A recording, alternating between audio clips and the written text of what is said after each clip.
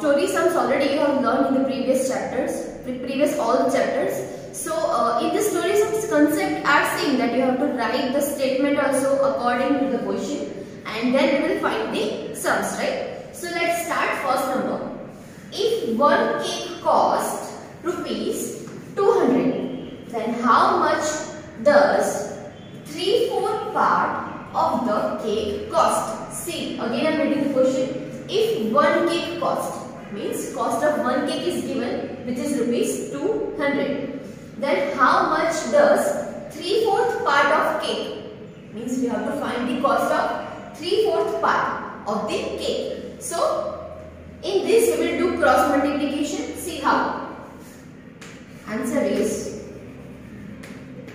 see, you can write like this way. Cost of one cake is equals to 200 rupees.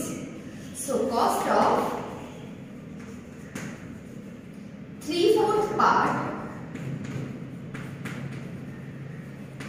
of cake is equals to cross multiplication. See, 200 rupees multiplied by 3/4 part.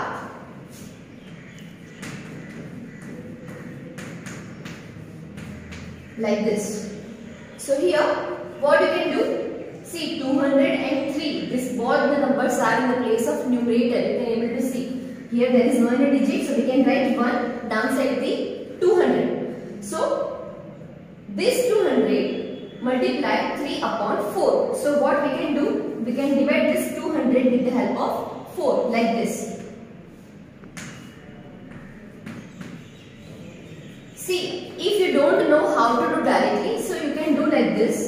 200 divided by 4. 4 5s are 20. And this 0. You can write the 54s are 200. So directly I have cutted this 4 and 200 and I have kept here 50. So now what we are having remaining? 50 multiplied by 3. 50 multiplied by 3. So 5 3s are 15, and backside this 0 you can put directly. See, like this. So how much cost we are having now? 150 rupees of how much cake? 3/4 part, right? Again I am explaining to you. We are having cost of one cake is equals to 200 rupees, and we have to find the cost of 3/4 part of cake. So we have write the statement like this, that cost of one cake is equals to rupees 200. So cost of 3/4 part of cake is equals to how much? So we have done cross multiplication. 200 multiplied by 3/4, and answer we are getting 150 rupees. So second number is given like same like question number 1. So you can do by yourself. Now we are moving further on question number 3, and the question is, if 1 dozen mango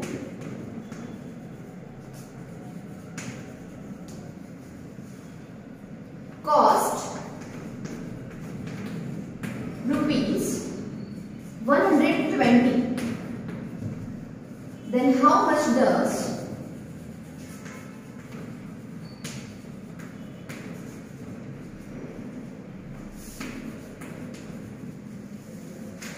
half dozen mango cost?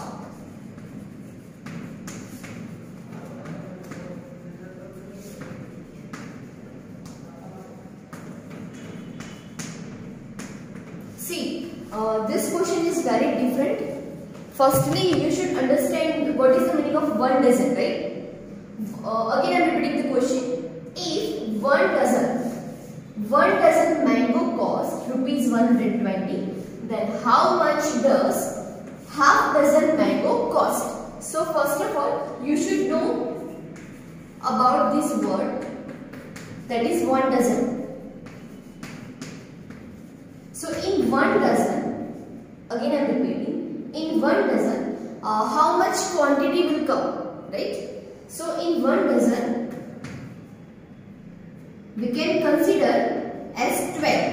That means in 1 dozen, 12 quantity will come. So we can say like this, that in 1 dozen mango, see if we are expecting 1 dozen mango, that means how many mangoes are there in that? 12 mango, right? And here what you have to find? The value of half dozen. Again I am repeating, in 1 dozen 12 mangoes will come, right? So in half dozen we have to find that how much mango will come, right? So orally we can speak like this, that in 1 dozen if 12 mangoes will come, so in half dozen that means 1 upon 2, right? That means half of 12 we can say 6. Half of 12 we can say 6. So 6 mango. So here similarly we have to find the half dozen mango value, right? That means 6 mangoes value we have to find. So let's start. The statement we can write like this: 1 dozen mango. So cost of 1 dozen mango is equals to rupees 120. So what is the cost of half dozen mango? Cost of half dozen mango is equals to, see, here you have to remember this, right? Half dozen we can write like 1 upon 2. So again I am repeating, instead of this half I am writing this 1 upon 2. Meaning is same, right? So now what we can do? We can do cross multiplication of this 120 rupees and this half. 120 multiplied by 1 upon 2. So this 120 is in the place of numerator. So we can divide this 120 with the help of 2. So directly we can cut like this, that 2 6 are 12 and back side this 0. So what we are having remaining? 60. So we are getting answer to be 60. So we can say that cost of half dozen mango is rupees 60. Question number 4. How much part does 1/4 of 2 liters of water mean? That means we have to find that 1/4 part of 2 liter. 1/4 part of 2 liter water means that we need to find. So first of all, you are knowing, right, that in 1 liter, how much quantity will come? To 1000 milliliter. But see, in this what we can find? How we can find the fraction? First of all, 2 liters are given, right? So we can write, see, 2 liters. So we can write 2000 milliliter. Why? Because we are having formula that 1 liter is equals to 1000 milliliter. So what I have done directly, I have converted this 2 liter in 2000 milliliter. So instead of 2 liter, we can write this 2000 milliliter. So let's start. 1/4 part of 2 liter, that means 2000 milliliter. See, here this unit compulsory you have to mention, because we have converted this 2 liter into milliliter. And milliliters, how much milliliters are there in 2 liter? 2000 milliliter. So now we can divide this 2000 with the help of 4, right? So directly you can divide, or else you can divide like this way. Okay? So what you are getting? See, 2000 is given. So in table of 4, 20 will come. So we can speak like this, that 4 5s are 20, and back side this 20 you can add. So now we are having 500 ml, and here 1 is given. So 1 multiply 500 ml, and answer we are getting 500 ml. So see, 500 ml, that means we can say 1/2 liter, 1/2 liter, because if in 1 liter 1000 ml will come. So 500 ml is half of 1000 ml. Again I am repeating. 500 ml is half of 1000 ml. So half of 1 liter we can write like this way, 1/2 liter.